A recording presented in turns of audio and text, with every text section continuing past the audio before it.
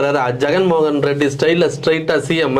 இன்னொன்று ஜெகன்மோகன் ரெட்டியை தான் ஃபாலோ பண்றாரு, அவரோட பாடி லாங்குவேஜ், அந்த ட்ரெஸ்ஸிங்ஸ். ஸோ அதை எப்படி பாக்குறீங்க நீங்க? அதான் நான் சொல்ல போறேன். இப்போ ஜெகன்மோகன் ரெட்டி ஒன்று, ரெண்டாவது வந்து பவன் கல்யாணம் ஒன்று. ஜெகன்மோகன் ரெட்டி அரசியலுக்கு வந்த பாதை வந்து ஒரு சுலபமாக அவங்க வந்து சிஎம் ஈஸியா வரல. கிட்டத்தட்ட 15 வருஷமா வந்து உழைச்சதுக்கு அப்புறம் தான் அவனுக்கு வந்து சிஎம் சீட் கிடைச்சது. அது இல்லாம அப்போ யாரை எதிர்த்து அரசியல் பண்ணாரு, யாரை எதிர்த்து அரசியல் பண்ணாங்க, எதிர்த்துறதுக்கு அவங்களுக்கு என்ன தண்டனை கிடைச்சதுன்றதை பார்க்கணும்.